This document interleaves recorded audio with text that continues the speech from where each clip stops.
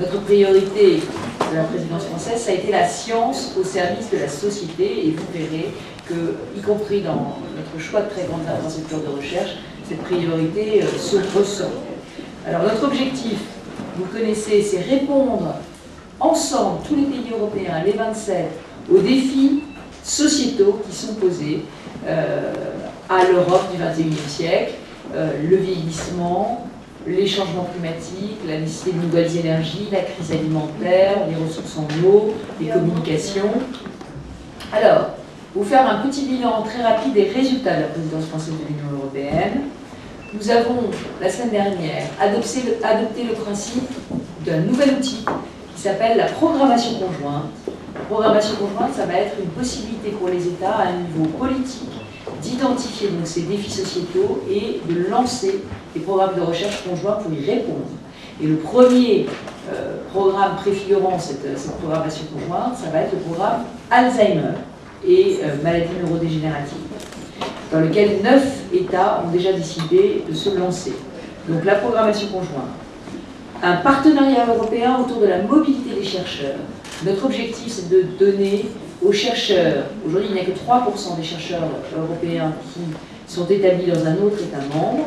Nous voulons développer cette mobilité des chercheurs en adaptant les statuts et notamment les droits à retraite complémentaire, toute la protection sociale et les congés de maternité. Nous avons adopté aussi une stratégie de coopération internationale de l'Europe, de l'espace européen de la recherche. Là encore, c'est très important que l'Europe parle d'une seule voix vis-à-vis de ses partenaires du monde entier. Et c'est aussi très important pour la construction de très grandes infrastructures de recherche, qu'il s'agisse aujourd'hui d'ITER ou du CERN. Enfin, nous avons commencé à avoir un accord nous avons un accord sur les contours juridiques du statut communautaire des grandes infrastructures de recherche. Reste un point qui n'a pas réussi à être tranché sous présidence française, qui sera transmis à la présidence tchèque, qui est la question de l'exemption de TVA de ces très grandes infrastructures de recherche. L'idée étant de dire que ce sont des infrastructures européennes, et donc à statut européen, et donc exemptées par nature de TVA, et nous n'avons pas réussi à avoir d'accord sur ce point. Nous avons transmis le dossier au Conseil ECOFIN et au Parlement européen pour avoir leur avis sur cette question. Alors, les très grandes infrastructures sont un élément structurant de l'espace européen de la recherche. Elles sont indispensables pour une recherche moderne dans toutes les disciplines, et ça c'est important. C'est pour cette raison qu'au niveau national, le président de la République a souhaité que dans le plan de relance qu'il a annoncé la semaine dernière, il y ait une accélération des projets d'infrastructures de recherche en France. Et je tiens à dire, certaines inquiétudes s'étaient fait jour sur le financement du synchrotron Soleil sur le plateau de Saclay. Ces inquiétudes n'ont pas lieu d'être.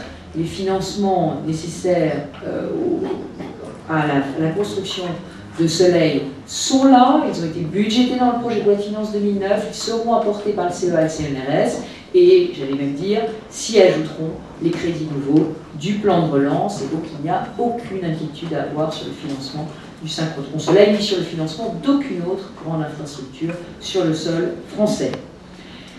Alors, le Forum stratégique européen pour les infrastructures de recherche, ESFRI, dont le président, M. Risotto, est là, favorise depuis 2006 la coordination des efforts des pays européens pour doter l'Europe de très grandes infrastructures de recherche. ESFRI, c'est un exercice unique, stratégique, de prévision et d'anticipation des besoins de la recherche européenne. Et la mise à jour de la feuille ESFRI vient d'être révélée à Versailles. On constate que ESFRI s'ouvre à de nouveaux champs de recherche. Et je pense notamment à l'énergie, au champ des sciences biomédicales et aux sciences de l'environnement. C'est très important pour nous.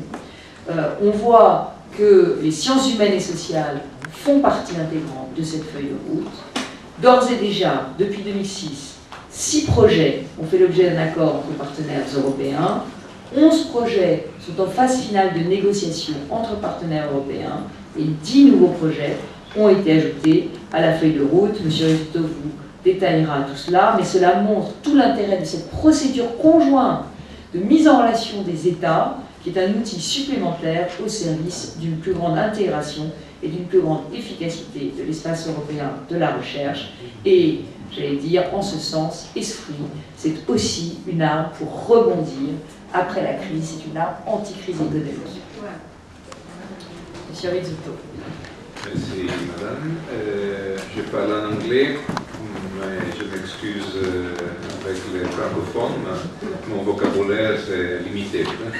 I think that the closing remarks of the minister are very important. In a sense, it happens that the preparation of this roadmap and the proposal of these 44 research infrastructures are happening in a moment of crisis. But the teaching is always that the crisis can be opportunities. It was very interesting to hear the chief of cabinet of Obama saying, don't let a crisis go to waste. A crisis is always extremely important to be taken as an opportunity. So at this point, I think that what could be done by the European governments is at least twofold. First, to take these suggestions, but also take the opportunity to get together in a better way and build Europe from those parts of Europe which are nearer to maturity in the integration. And this is typically research. Research has always been one of the aspects which is more ready to get into an international environment. Now, another aspect, and I come to the roadmap, we wanted to have a roadmap not limited like the roadmaps of, for example, the United States to only physics or only energy. You cannot approach the big challenges that you have now, like energy or environment or health, without looking also at the social aspects or the human record. So we want really to cover everything, and this is unique at world level, and this has hit very deeply in other parts of the world. I mean, there is in this moment a big discussion, I know, as far as India and China, in how to bring back a unification, a reunification of science, in which the various aspects are taken together. I would not go in detail on the new infrastructures in the roadmap, because the roadmap is being distributed and I expect that there will be questions along the conference, and I don't want to take too much time from your questions. So I think I would stop here, just giving the frame and then waiting for the questions. Et je passe la parole à Vladimir Ruzicka, qui prendra la succession de la présidence française sous présidence tchèque. Merci beaucoup. I will also talk in English. Apologize for my poor French.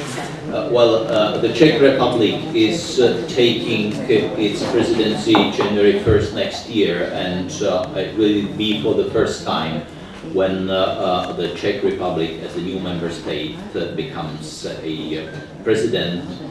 The motto of our presidency is Europe without barriers, and we have three priorities in the research and higher education area. It's the first one, the conference on the evaluation of impacts of European research coordination. The second one is strengthening the European research area through research infrastructures, a topic which is being discussed here today and tomorrow. And the third is researchers in Europe without barriers, so mobility of researchers.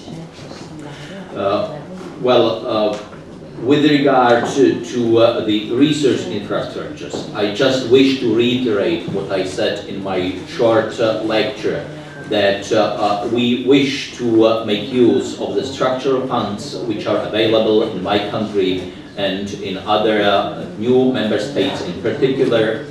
We are focused, we concentrate our effort on one S3 roadmap project and on several projects which are linked either to other S3 roadmap projects. We wish to use the structural funds also to improve the infrastructure of the Czech universities, of Czech research institutions, etc. So for the beginning, I think it's all, and I leave the room for questions. Thank you.